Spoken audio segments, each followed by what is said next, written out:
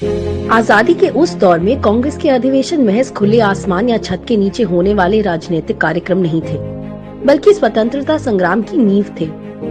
इन्हीं अधिवेशनों ने देश की एकता को बरकरार रखा और बड़े आंदोलनों में जन भागीदारी सुनिश्चित की। ये कांग्रेस अधिवेशन ही थे जिन्होंने देश की जनता को अंग्रेजी हुकूमत के खिलाफ एक मजबूत आवाज उपलब्ध कराई।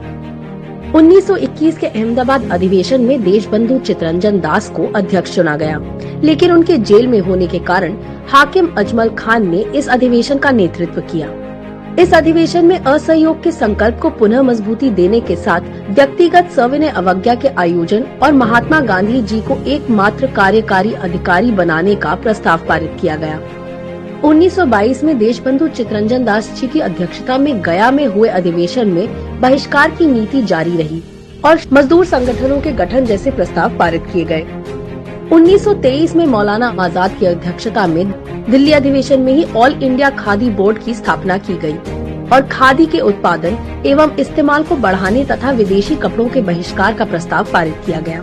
इस अधिवेशन में ही सविनय अवज्ञा आंदोलन के लिए कमेटी बनाई गई। इसके अलावा पंडित नेहरू जी और नेताजी को शामिल करते हुए संविधान संशोधन के लिए भी एक समिति बनाई गई। इन अधिवेशनों को देखें तो पता चलता है कि कांग्रेस ने सदैव माना है कि हर वर्ग को अपनी आवाज उठाने के लिए एकजुट होने का अधिकार है।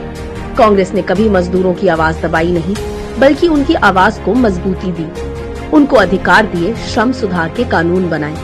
ठीक इसी तरह खादी का इस्तेमाल कांग्रेस के लिए कभी राजनीतिक जुमलेबाजी नहीं रहा, बल्कि देश को एकता के सूत्र में पिरोने और स्वदेशी को बढ़ावा देने का बीज मंत्र रहा है। कांग्रेस सदैव देश की एकता के लिए समर्पित रही है और देश की आजादी का मूल मंत्र भी यही एकता रही है। देश की अखंडता और एकता ने ही दीवार बनकर हमेशा देश विरोधी ताकतों से देश की रक्षा की है। आज उसी दीवार को तोड़ने के प्रयास किए जा रहे हैं। इन प्रयासों को विफल करना हम सबकी जिम्मेदारी है और हम एकजुट रहकर ही देश विरोधी ताकतों को परास्त कर सकते हैं। जय हिंद।